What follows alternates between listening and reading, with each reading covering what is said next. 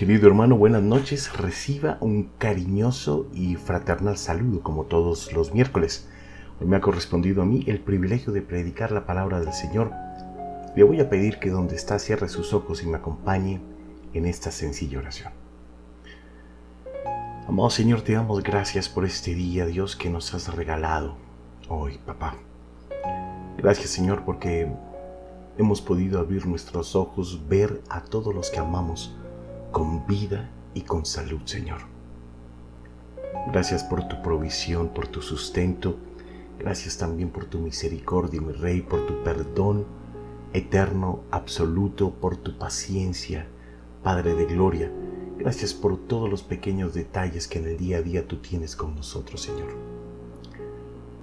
Oramos en esta noche para que tú tomes control de nuestro pensamiento, nuestro entendimiento, nuestro corazón, nuestro espíritu.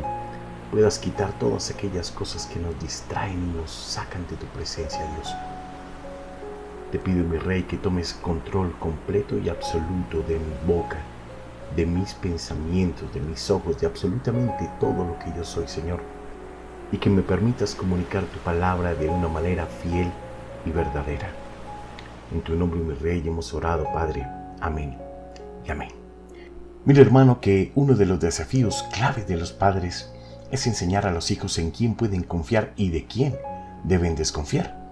Usted y yo le enseñamos a nuestros hijos que pueden confiar en los policías, en los bomberos, en los maestros, en muchos líderes y pastores, y tratamos de hacer que desconfíen de los extraños y las personas que los puedan hacer sentir incómodos de alguna manera.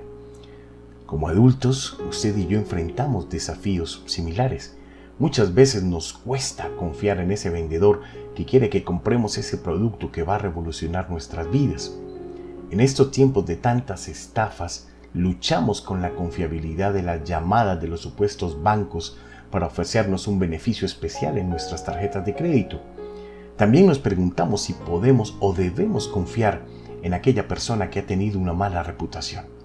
Nos preguntamos a quién podemos confiarle nuestros secretos y las heridas de nuestras vidas. Entonces, el tema de la confianza es sumamente importante. Puede que no lo parezca al principio, pero la historia de los israelitas en Números 3 y 14 es realmente una historia de confianza. Los hebreos que habían sido liberados de la esclavitud habían sido cuidados milagrosamente e instruidos por los decretos de Dios. Ahora están parados justo en la frontera de la tierra que Dios les había prometido. Están a punto de entrar en esa tierra que fluye leche y miel. Este pasaje que vamos a ver en esta noche ilustra claramente tres filosofías comunes para determinar en quién debemos confiar. La primera de ellas que le quiero hablar es ver para creer. El relato comienza con el Señor diciéndole a Moisés que envíe espías en una misión de reconocimiento de la tierra de Canaán. Pero no aprendemos el resto de la historia hasta que leemos sobre este evento en Deuteronomio, cuando Moisés mira hacia atrás en este pasaje. En el verso 21 al 23 del primer capítulo de Deuteronomio dice de la siguiente manera: Mira, Jehová tu Dios te ha entregado la tierra, sube y toma posesión de ella, como Jehová el Dios de tus padres te ha dicho, y no temas ni desmayes. Y vinisteis a mí todos vosotros y dijisteis: enviemos varones delante de nosotros que nos reconozcan la tierra, y a su regreso nos traigan razón del camino por donde hemos de subir y de las ciudades a donde hemos de llegar. Y el dicho me pareció bien, y tomé 12 varones de entre vosotros, un varón por cada tribu. Aparentemente el Señor le había dicho a la gente que se preparara para tomar la tierra, y la gente entonces decidió que primero debían revisarla. Entonces 12 hombres son seleccionados para hacer el viaje a través de la tierra prometida, un hombre de cada tribu. Estos hombres entraron a la tierra y durante 40 días viajaron muchos kilómetros al norte y regresaron nuevamente. Como muchos de nosotros, lo que estos hebreos querían era ver para creer. No fue suficiente que esta fuera la tierra prometida. Los israelitas lo que querían era verla por ellos mismos. Eran como Tomás en el Nuevo Testamento. Usted recordará que este hombre escuchó el testimonio de la resurrección de Jesús, pero dijo que no creería a menos que pudiera meter los dedos en sus llagas. Este realmente, hermano, es un enfoque muy popular, algo que nosotros hacemos muy frecuentemente. El Señor nos dice, confía en mí, y nosotros decimos, no tan rápido. Queremos nosotros ver las razones de las acciones de Dios. Usted y yo queremos saber cuándo es que Dios va a cumplir sus promesas. Queremos ver la evidencia de que vamos a estar bien y queremos saber cómo es que Dios va a satisfacer nuestras necesidades. En otras palabras, queremos ver el plan. Sin embargo, el enfoque bíblico es que usted y yo creamos primero y solo entonces, después de creer, veremos. Por favor, hermano, comprenda que Jesús no está diciendo que la fe significa creer aunque no tenga sentido. Él no está abogando por un salto ciego al vacío, pero deberíamos estar dispuestos a creer en las promesas de Dios para el futuro, basadas en su fidelidad en las promesas que nos hizo en el pasado. Usted y yo debemos confiar en Dios porque es que su carácter ha sido probado una y otra vez. Debemos confiar en que el Señor puede ayudarnos a derrotar a nuestros enemigos porque ya antes nos ayudó a derrotarlos en el pasado. Dios no le pide que asesine su cerebro, lo que nos está pidiendo es que confiemos en Él. Cada vez que usted y yo entramos en un nuevo territorio en nuestras vidas, debemos dar un paso de fe. Si esperamos hasta que podamos estar seguros de todo antes de hacer algo, nunca nos extenderemos más allá de la seguridad de nuestro pequeño mundo. Debemos confiar, hermano y hermana, en que Dios nos cumplirá y nos equipará para lo que sea que nos llame a hacer. Usted y yo necesitamos recordar 3 cosas, querido hermano. La primera de ellas es que nuestra vista no es confiable. A menudo somos culpables de ver lo que queremos ver. Algunas veces el Señor nos dice no te unas en yugo desigual y nosotros lo que pensamos es, pero Señor, va a cambiar. A veces el Señor nos dice que le dejemos a Él el juicio, pero nosotros vemos una oportunidad de igualar el puntaje y de enseñarle a alguien una lección. A veces el Señor nos llama a un desafío y todo lo que vemos es la seguridad de nuestra comodidad. Muchas veces el Señor nos llama a arrepentirnos del pecado, pero lo que vemos es todo tipo de razones por las cuales no somos responsables de lo que hemos hecho. En otras palabras, siempre estamos intentando justificar nuestras acciones. Lo siguiente que necesitamos recordar es que usted y yo no vemos la imagen completa. En todas las circunstancias, usted y yo solo vamos a ver una parte de la historia. No vemos lo que llevó a los eventos que estamos presenciando en ese momento. Usted y yo nunca vemos las circunstancias atenuantes. No sabemos lo que Dios está haciendo a través de las circunstancias que nos rodean. Debemos recordar que es difícil imaginar lo que nunca has visto. Trata de imaginar la muerte, el cielo o nuestro espíritu humano. Es difícil para una pareja sin hijos imaginar cómo es la vida con los niños. Es difícil para las personas solteras imaginar cómo es estar casados. Intente describir a una persona ciega cualquier tipo de color. Intente describir la belleza del arco iris, de un amanecer, del mar, los colores exquisitos de una flor. No podemos ver lo que no hemos experimentado. Y si esperamos ver antes de experimentar algo, sencillamente nunca veremos. La siguiente posición de la que le quiero hablar son las reglas de mayoría. Imagínese que los espías que envían regresan después de 40 días y traen con ellos un enorme racimo de uvas. Era tan grande que se necesitaron 2 hombres para llevarlo, para cargarlo. Y cuentan historias entonces estos hombres de cuán grande es la tierra. Informan que la tierra es de hecho una tierra que fluye leche y miel. Y en ese momento todos comenzaron a emocionarse. Los ojos de toda la audiencia se agrandaron, comenzaron a sonreír. Pero entonces esos hombres luego informan que los habitantes de esa tierra eran fuertes, que sus ciudades estaban bien fortificadas e incluso que había gigantes en la tierra. Entonces, ahora tenemos dos interpretaciones diferentes de lo que significan estos hechos, porque Caleb, que aparentemente estaba acompañado por Josué, comienza a calmar a la multitud, que ya se estaban poniendo eufóricos, y comienza a decirles: vamos a buscarlos porque podemos llegar a estas personas. Y los otros 10 espías tenían una evaluación diferente de la situación y concluyen que están irremediablemente superados. Ellos dicen, ahí en Números 13, versos 32 y 33, y hablaron mal entre los hijos de Israel de la tierra que habían reconocido, diciendo: la tierra por donde pasamos para reconocerla es tierra que traga a sus moradores, y todo el pueblo que vimos en medio de ella son hombres de grande estatura.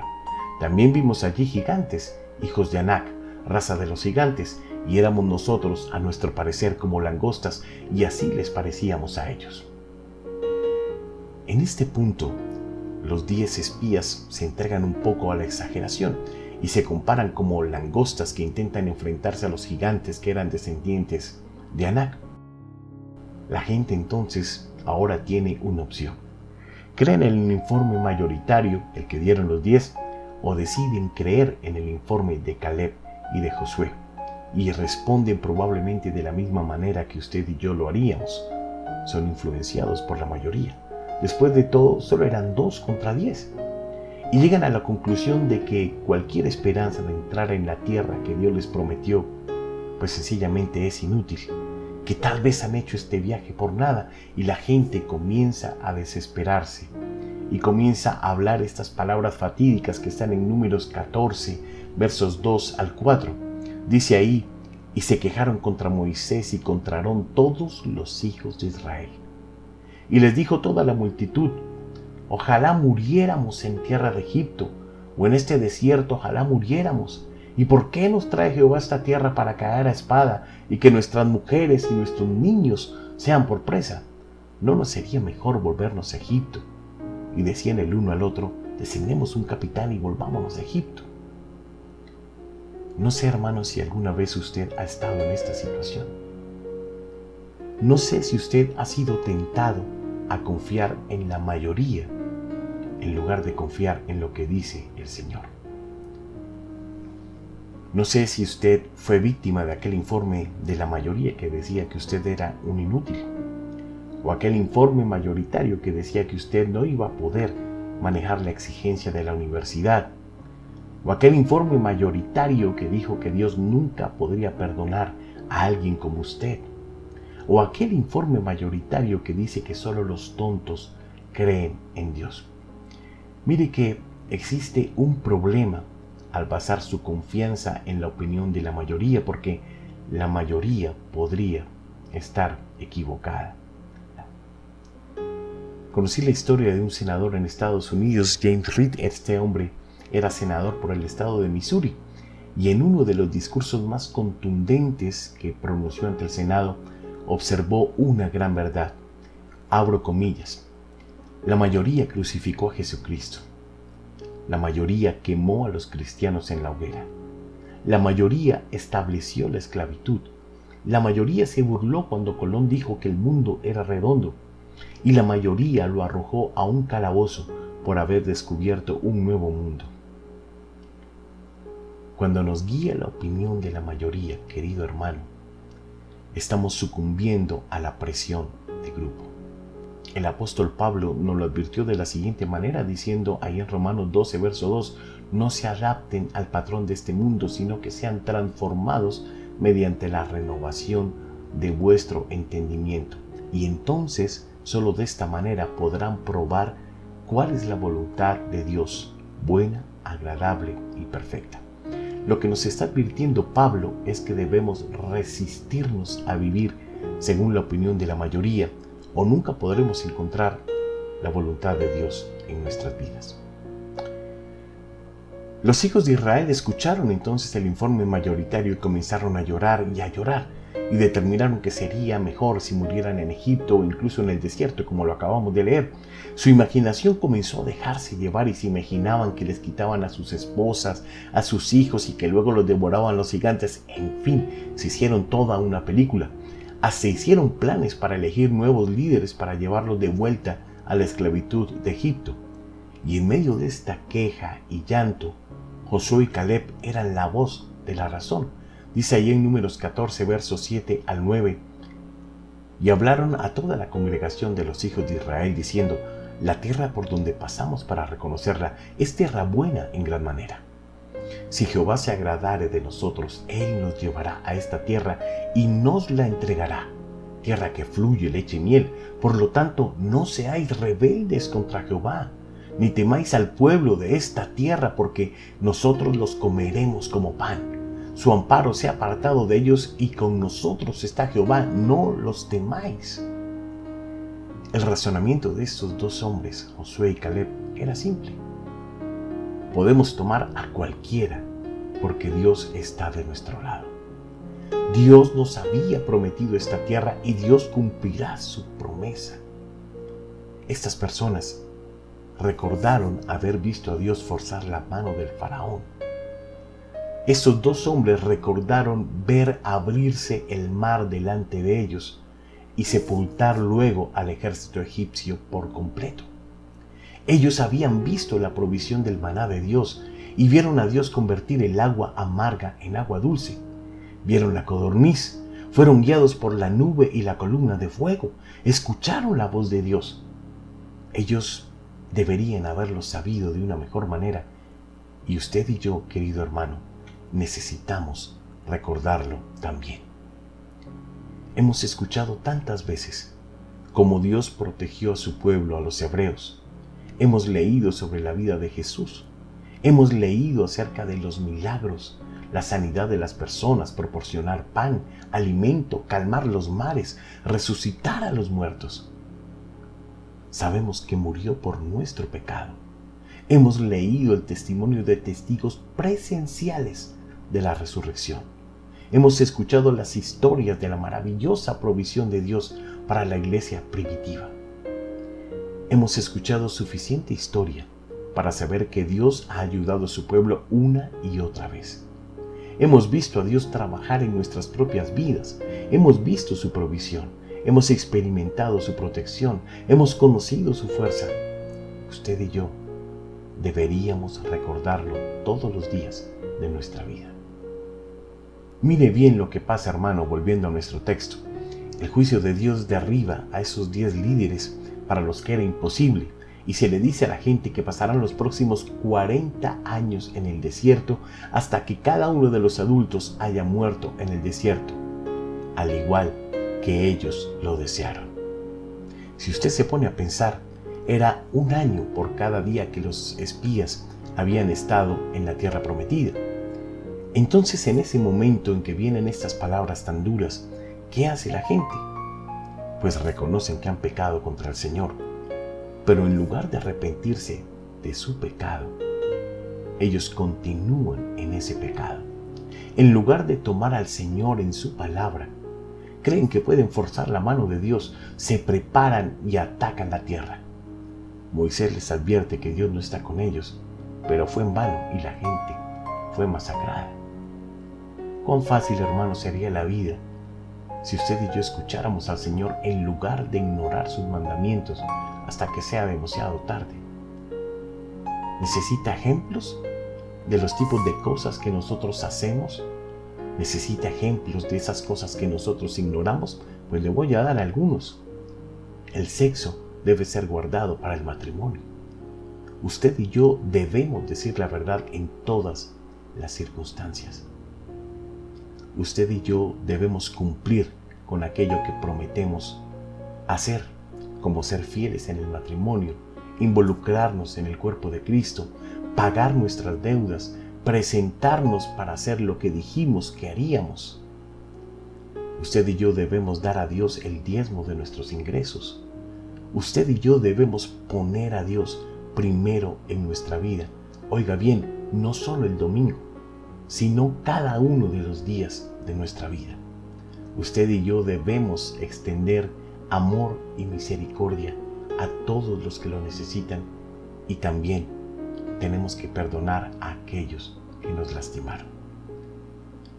Sabemos que esa lista podría ser mucho más larga.